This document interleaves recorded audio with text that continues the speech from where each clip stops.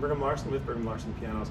This is a 1916 Howard built in Cincinnati, which Howard is a Baldwin, what would you say, a Baldwin brand, and this was a player originally. It's not a player now. It certainly could be. We could put a player on it, but the original player was one of those that you pull out, pedal, pump it with your feet, and that was long since deteriorated and gone. The piano itself has been totally restored, and it is a good one. This is one of those projects that we got started on it, and we thought, yeah, I really like this piano. We may as well do this. And then we did that and said, you know, this piano's great. Let's go a little bit further. So we did a little bit more, and then we just kind of kept repeating that cycle to the point where we just ended up rebuilding the whole thing. And that was not really intentional. Usually when I start a project, I know exactly what I'm going to do, and I'd say, okay, this piano it merits such and such a level of restoration, and we're going to dedicate this much in order to fit that piano into a certain segment in the market. And this piano was not that. I just ended up liking this piano a lot more than I thought I was going to, and so we just kept going, and it turned out great. So let's start with cosmetics. Exterior, we refinished it and it looks great. I think this black lacquer kind of satin finish I think is really, really pretty, and that turned out really nice. Put a replica decal on there. But the vast majority of the work that we did was on the guts. So this is where the original player, you would open that up and you'd load your roll in there. But of course, like I said, that original player is gone. So let's look at the guts this way. All right, like I said, total rebuild. So if you know what you're looking at, this is ended up being a massive project, and it was just worth it. Okay, plate, new strings, tuning pins, new dampers, new hammers, new shanks, other components in the action, felt and cloth and let-off buttons. We ended up, when we had the plate out, redid if you look kind of down there, you can see some of the soundboard work that we did behind the strings there. And there was a few of those soundboard work that we did. And then again, if you know what you're looking at, you can see how beautifully everything was installed. The strings are nice and aligned. Hammers are beautifully installed. And that plate, you just don't see plates like that on pianos this age. You know, most of the rebuilds, in fact, I don't know that I've ever seen, other than what we do at our shop, I don't think I've ever seen a plate that's been refinished. And these look so good. It's a two-part epoxy paint that we put on there that's intended for heavy wear, for outdoor, for cars, you know, to withstand winters and salt and all that. So it is tough. Let's open up the bottom. And we started doing that years ago. I've been rebuilding pianos for many, many years, and when I first started rebuilding pianos, I also didn't redo the plate like that, just because, you know, it's inside and nobody looks on at the inside, and it's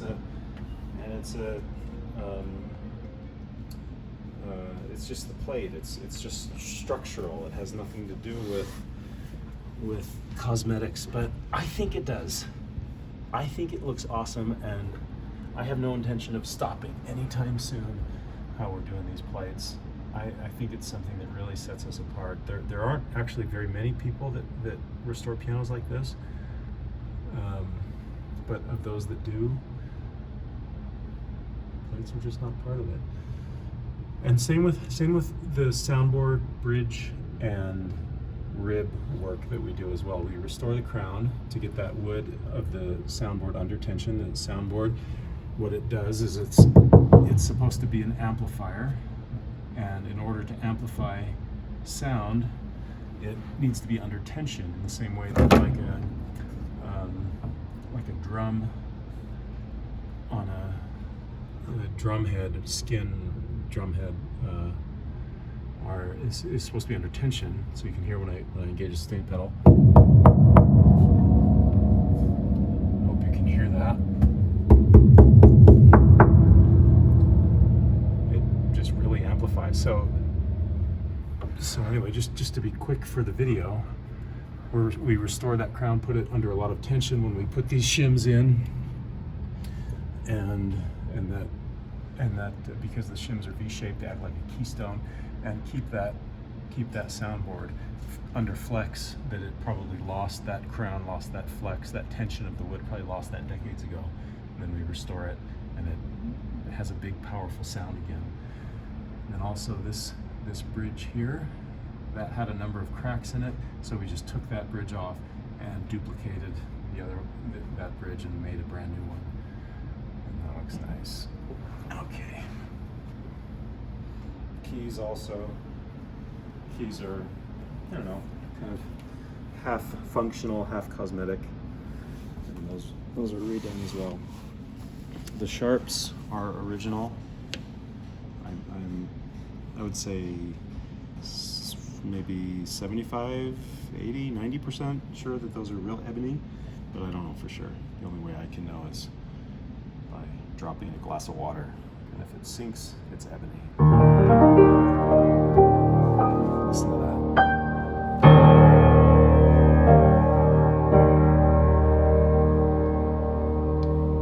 A marketing term from this era, from the 19th century going into this kind of 19-teens, 1920s, people called these upright grands,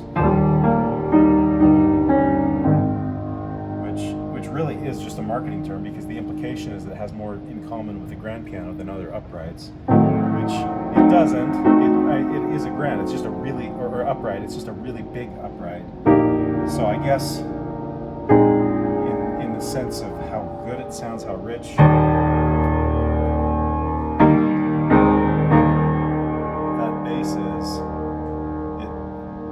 I agree, it has more in common with a grand piano than an upright with that big bass. I mean, look at this piano.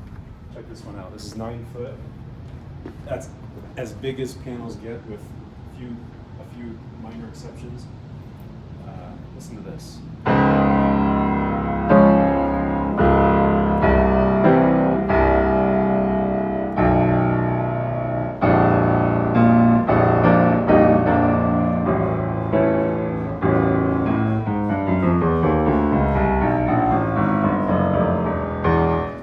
Get with that huge length is you get that power and that richness.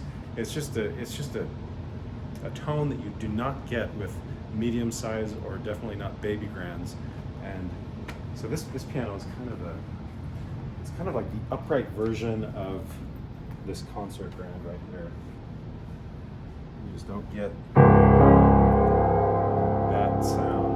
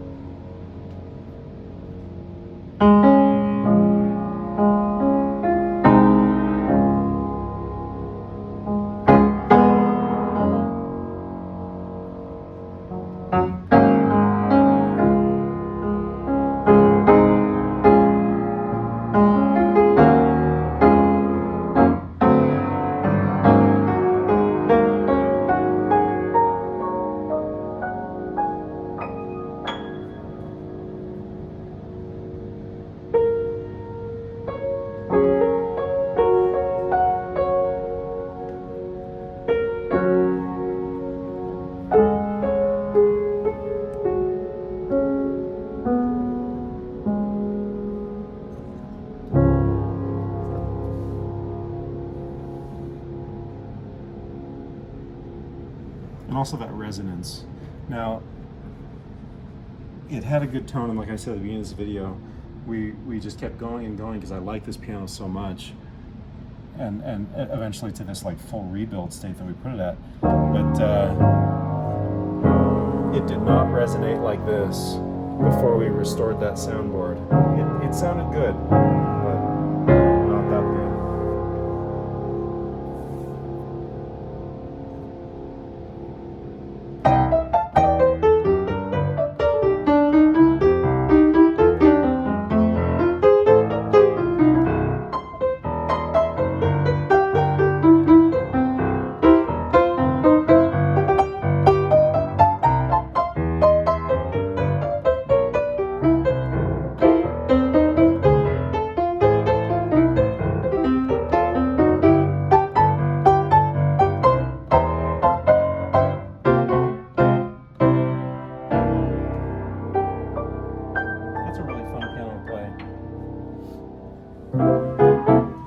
I'd say for 1916, piano turned out great. And by the way, one more thing I'll mention before I end this video: value on this piano. If we do a lot of restorations. In fact, the majority of the restorations that we do, particularly of this level, are for customers that are sentimental generally about the piano, and as much as I enjoy doing those, and I do.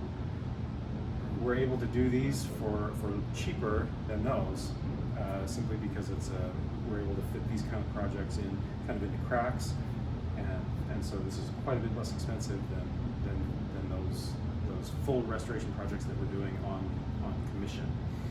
So super good value for a totally restored piano for this era. Thanks for watching.